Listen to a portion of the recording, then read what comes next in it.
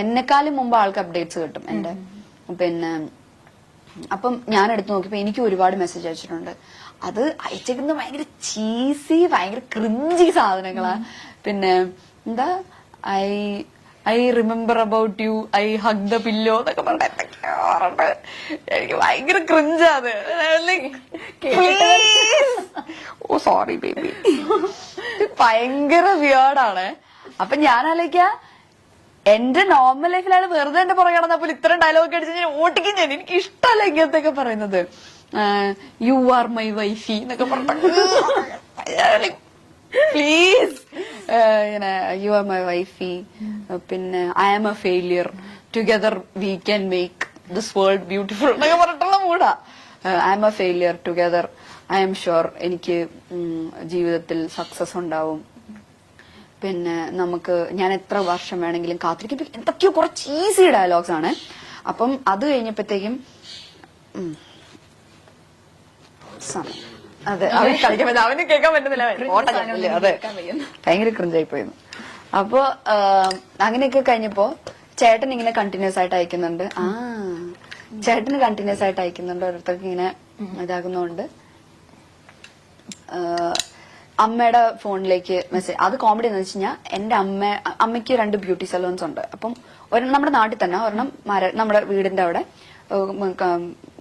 അതായത് നമ്മുടെ മാരരി ബീച്ച് റിസോർട്ടിന്റെ അവിടെ, പിന്നെ ഒരെണ്ണം കണിച്ചുളങ്ങര എന്ന് പറഞ്ഞിട്ട് വേറെ സ്ഥലത്ത്, അതിന്റെ അടുത്ത് തന്നെ. അപ്പൊ ഈ കണിച്ചുളങ്ങര തുടങ്ങിയ പാർലറിന്റെ അടുത്ത് ഈ ആളുടെ ഏതോ ഒരു കസിനോ റിലേറ്റീവ് ആരും ഉണ്ട്. എങ്ങനെയോ പരിചയമുണ്ട്. റിലേറ്റീവ് ആണോ കസിൻ എന്താണെന്നൊന്നും എനിക്കറിയില്ല. എങ്ങനെയോ പരിചയമുണ്ട്. അവിടുന്ന് അമ്മയുടെ പാർലറിന്റെ അഡ്രസ് എടുത്തിട്ട്, ഫോൺ നമ്പർ ഉണ്ട് അവിടെ, ഫോൺ നമ്പർ എടുത്തിട്ട് അമ്മയുടെ ഫോണിലേക്ക് ടെക്സ്റ്റ് മെസ്സേജ് അയക്കാൻ തുടങ്ങി. മീനുനെ വിഷമിപ്പിക്കരുത് എന്നൊക്കെ പറഞ്ഞിട്ട് എന്റെ ചേട്ടൻ അതെ വിഷമിപ്പിക്കരുത്. അപ്പൊ ചേട്ടൻ പറഞ്ഞു ഞങ്ങൾ എപ്പോഴാണ് നിന്നെ വിഷമിപ്പിക്കരുത്, ഞാൻ എത്ര വർഷം വേണമെങ്കിലും നിനക്ക് വേണ്ടി കാത്തിരിക്കാം എന്നൊക്കെ പറഞ്ഞിട്ട് ആ മൂഡ്. അപ്പൊ ഒരു ദിവസം ഇതിങ്ങനെ അയച്ചയച്ച് ലാസ്റ്റ് ആള് ഗിഫ്റ്റ് ഒക്കെ അയക്കാൻ തുടങ്ങി വീട്ടിലോട്ട്. പാർലറിന്റെ അഡ്രസ് അറിയാവുന്നത്. പാർലറിലേക്ക് ഗിഫ്റ്റ് അയക്കാൻ തുടങ്ങി. പിന്നെ എന്തൊക്കെയോ വെച്ചിട്ടുണ്ട്. പിന്നെ വാലന്റൈൻസ് ഡേയുടെ അന്ന് അയച്ചു ഒരു കത്ത്. എന്താ അയ്യോ ആ വാചകം എന്തായിരുന്നു? കവിത വരുന്നില്ല, കവിത വരുന്നില്ല, ഇഷ്ടമാണ് എന്നെന്നും, സ്വന്തം പേര്, അങ്ങനെ വെച്ചിട്ടുണ്ട്. അങ്ങനെ അത്രയും ക്രിഞ്ചാണ്. അപ്പൊ ഞാൻ വീട്ടിൽ എന്നിട്ടൊരു മയിൽപീലിയുടെ ഇതും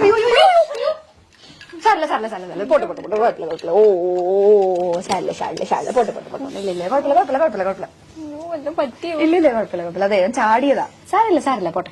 ഇല്ലില്ല ഞാൻ ഇറക്കാൻ നോക്കിയ വഴി അതാണ് ചാടിയതാ. സാരില്ല പോട്ടെ. ഓ ചാടിയില്ല, ഞങ്ങൾ ചാടിയില്ല, ഞങ്ങള് കുഴപ്പമില്ല പേടിച്ചു പോയി. പക്ഷെ നല്ല സാരില്ല, അതെ അവൻ എത്ര ഉണ്ടെന്ന് കുറച്ച് ചാടിയതാ. ഇല്ല കുഴപ്പമൊന്നും പറ്റില്ല, എന്താ കരഞ്ഞാന്. ഇതൊന്നും ഞങ്ങക്ക് പുത്തിരിയല്ല. ഇല്ല കുഴപ്പമില്ല, സാരില്ല.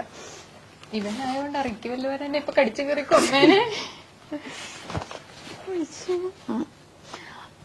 എന്നിട്ട് ഇങ്ങനെ കൊറേ ഇങ്ങനെ ലെറ്റർ ഒക്കെ തന്നു. പിന്നെ മയിൽപീടിയുടെ ഒരു കീ ചെയിൻ, പിന്നെ ഒരു കമ്മല്, ഇതൊക്കെ തന്നു. ഞാനതൊക്കെ അവിടെ അടുത്ത് വെച്ചിട്ടുണ്ട്.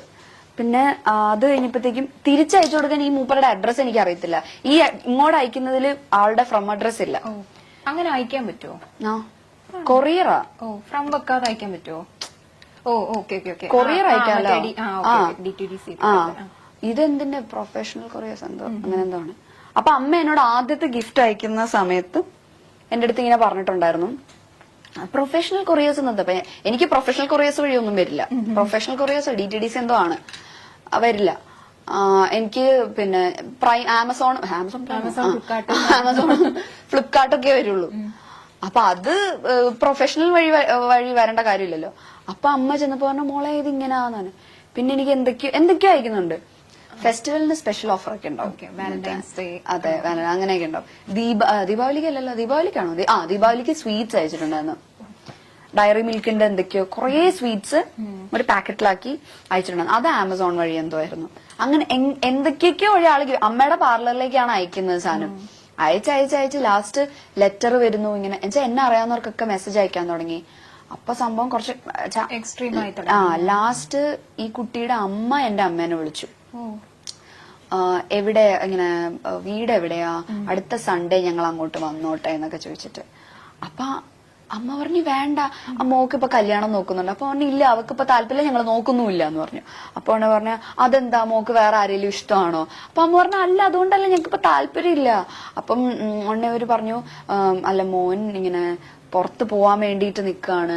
അപ്പം ഇത് പുറകെ നടന്നിട്ട് അവൻ ആ കാര്യങ്ങളൊന്നും കോൺസെൻട്രേറ്റ് ചെയ്യുന്നില്ല. അപ്പൊ അതുകൊണ്ട് ഇനി ഇത് കയ്യിൽ നിന്ന് പോകുന്നു ഞങ്ങൾക്ക് പേടി. കാരണം എനിക്കൊന്ന് കുറെ നാള് നോക്കിയിട്ടാണെന്ന്. അപ്പം അതുകൊണ്ട് ഇതിലൊരു ശ്രദ്ധ കൊടുക്കത്തില്ലെന്ന് വെച്ചാൽ ഞങ്ങൾ വിചാരിച്ചു പോകുന്നതിന് മുമ്പ് എൻഗേജ്മെന്റ് നടത്തി വെക്കാന്ന് വിചാരിച്ചു. അത് അവരെങ്ങ് തീരുമാനിച്ചാൽ മതി. ഞാൻ ചോദിച്ചു, ഞാൻ അമ്മയൊന്നും പറഞ്ഞില്ല. അമ്മ പറഞ്ഞു എന്ത് പറയാനാ ഇവരോടൊക്കെ? അമ്മ പറഞ്ഞില്ല, താല്പര്യമില്ല എന്ന് പറഞ്ഞിട്ട് കട്ട് ചെയ്തു. ഇല്ലെങ്കിൽ അടുത്ത സൺഡേ വരാന്ന് വിചാരിച്ചിട്ട്. അപ്പൊ അമ്മ പറഞ്ഞില്ല, താല്പര്യമില്ല എന്നിട്ട് കട്ട് ചെയ്തു. അത് കഴിഞ്ഞ് പിന്നെ ഇങ്ങനെ ഒരുപാട് ഗിഫ്റ്റ്, ഞാൻ കാത്തിരിക്കും, ഭയങ്കര സ്റ്റോക്കിങ്, ഞാൻ കാത്തിരിക്കും, അങ്ങനെ ഇങ്ങനെ എന്നൊക്കെ പറഞ്ഞപ്പോ ഞാൻ പറഞ്ഞു അമ്മ ഞാൻ വിളിക്കാം. ഞാൻ വിളിച്ചിട്ട് ഡയറക്റ്റ് പറയാം എനിക്ക് താല്പര്യം. ലാസ്റ്റ് അമ്മയുടെ ഫോണിൽ ടെക്സ്റ്റ് മെസ്സേജ് ആലോ അയക്കുന്നത്. ആ നമ്പറിലേക്ക് ഞാൻ വിളിച്ചിട്ട് ഞാൻ പറഞ്ഞു ഇന്ന ആളല്ലേ. അപ്പം സംസാരം എക്സ്ട്രാ ഡീസൽ, സംസാരിക്കുന്നേ ഇല്ല ആള്. ആ ഓക്കെ ഇങ്ങനെ മാത്രമേ പറയുന്നുള്ളൂ. അപ്പം പിന്നെ ഞാൻ വിളിച്ചപ്പോ ഞാൻ പറഞ്ഞു ഞാൻ മീനാക്ഷിയാണ്. ഇന്ന ആളല്ലേ ചോദിച്ചു. അതെ. ഞാൻ പറഞ്ഞു ഞാൻ മീനാക്ഷിയാണ്, നിങ്ങളുടെ അമ്മ ഇങ്ങനെ വിളിച്ചിട്ടുണ്ടായിരുന്നു, സംസാരിച്ചിട്ടുണ്ട്, നിങ്ങൾ അയക്കുന്ന ഗിഫ്റ്റ് കിട്ടുന്നുണ്ട്, നിങ്ങൾ ഇപ്പം ആ ആരാധന എന്ന് പറയുന്ന അവിടെ വരെ ഇറ്റ്സ് ഓക്കെ, എനിക്ക് ഹാപ്പിയാണ്, ഞാൻ അതിനെ റെസ്പെക്ട് ചെയ്യുന്നു. പക്ഷെ അതിന്റെ അപ്പുറത്തേക്ക് പോവരുത്. എനിക്കും പേഴ്സണലി നിങ്ങൾ ഗിഫ്റ്റ് ഒക്കെ അയക്കുന്നത് എനിക്കും പേഴ്സണലി ഭയങ്കര ബുദ്ധിമുട്ടുണ്ടാക്കുന്നത്. ഞാൻ അതൊന്നും ഉപയോഗിക്കുന്ന പോലും ഇല്ല, അതൊക്കെ ഇവിടെ വെറുതെ ഇരിക്കുക. വള എന്തൊക്കെയോ അയച്ചു തന്നിട്ടുണ്ട്. അപ്പൊ ഞാൻ പറഞ്ഞു അതൊക്കെ എനിക്ക് ഭയങ്കര ബുദ്ധിമുട്ടുണ്ടാക്കുന്നുണ്ട്. സോ അത് ചെയ്യരുത്. ആരാധന, ഇഷ്ടം അതൊക്കെ സമ്മതിച്ചു. പക്ഷെ ഇതിന് പ്രേമം, കല്യാണം അങ്ങനെയൊന്നും കൊണ്ടുപോകരുത്, ഭയങ്കര മോശമാണ്. പിന്നെ ഇനി ഇതുണ്ടാവരുതൊന്നും. ഇയാളൊന്നും പറയുന്നില്ല, നമുക്ക് തിരിച്ചു പറയാണ്ടോന്നാ. ഓക്കെ ഇട്ട് കോള് കട്ടി. അത് കഴിഞ്ഞിട്ട് പിന്നെ അയച്ചു ദീപാവലിക്ക്. അത് ഇതിന് മുമ്പ് അയച്ചു, ദീപാവലിക്ക് സ്വീറ്റ്സ് ദീപാവലിക്ക് എന്തൊക്കെയോ ഇങ്ങനെ അയച്ചു. അപ്പൊ അച്ഛൻ എന്നിട്ട് ഒരു ദിവസം ഞങ്ങളുടെ അമ്പലത്തിൽ ഉത്സവം നടന്ന സമയത്ത് ആള് അമ്പലം വരെ എത്തി. കാരണം ഞാൻ എപ്പോഴും ചാനലിൽ കൂടെ പറയല്ലോ മാരടിക്കുളത്താണ് വീട്. അപ്പൊ മാരടിക്കുളത്ത് അമ്പലത്തിന്റെ അവിടെ നിന്നിട്ട് അമ്മേനെ വിളിച്ചു. അമ്മ വിളിച്ചിട്ട് ചോദിച്ചു ആന്റി എവിടെയാ, എനിക്കൊന്ന് കാണാൻ പറ്റുമോ എന്ന് ചോദിച്ചിട്ട്. അമ്മ പറഞ്ഞു എനിക്കൊന്ന് എന്താ പ്രശ്നം, എനിക്കൊരു കാര്യം പറയാം. അപ്പൊ അമ്മ ഫോണിൽ കൂടെ പറയാനുള്ളത് പറഞ്ഞാൽ മതി, നേരിട്ട് കണ്ട. ആന്റിയുടെ പാർലർ എവിടാ, ഞാൻ അങ്ങോട്ട് വരാം. അപ്പൊ എന്റെ വീട് അമ്പലത്തിന്റെ അടുത്ത് തന്നെ. അപ്പൊ ഞാൻ ഓർത്തിന് ചോദിച്ചു പറഞ്ഞെങ്ങാനും അങ്ങോട്ട് വരും. എനിക്ക് പേടിയായി. ആ പ്രദേശത്ത് ഇപ്പൊ അച്ഛനാണെങ്കിലും അല്ല എന്നെ മാത്രല്ല, അച്ഛൻ ബാങ്ക് ഉദ്യോഗസ്ഥനായിരുന്നു. അപ്പൊ അച്ഛന് ഇപ്പം മറ്റേ ഈ ലോണിന്റെ കാര്യത്തിലാണെങ്കിൽ അച്ഛൻ എല്ലാവരോടും സംസാരിക്കും, ഭയങ്കര സോഷ്യൽ അച്ഛൻ. അച്ഛൻ എപ്പോഴും അമ്പലത്തിൽ പോകുന്ന ആളാണ്. അപ്പൊ അവിടെ ഞാൻ ആരോടെങ്കിലും ചോദിച്ചാൽ നമ്മുടെ വീട് പറയും. അപ്പൊ എനിക്ക് ഭയങ്കര ടെൻഷനായി, വീട്ടിലേക്കെങ്ങാനും കയറി വരും. അപ്പൊ അമ്മ പറഞ്ഞു പിന്നെ ഇല്ല, നേരിട്ട് കാണും, ഞാൻ ആന്റിയുടെ പാർലറിലേക്ക് വരാം. അമ്മ പറഞ്ഞു ഇല്ല, പാർലറിലേക്കൊന്നും വരണ്ട, അല്ലാതെ പറയാനുള്ളത് പറഞ്ഞാൽ മതി എന്ന് പറഞ്ഞു. എന്നിട്ട് ഇവര് പറഞ്ഞില്ല എനിക്ക് നേരിട്ട് പറയണം. പറഞ്ഞു ഇല്ല, തിരിച്ചു പോകണം, ഞങ്ങൾക്ക് സംസാരിക്കാൻ താല്പര്യമില്ല എന്നൊക്കെ പറഞ്ഞിട്ട് തിരിച്ചുപോയി.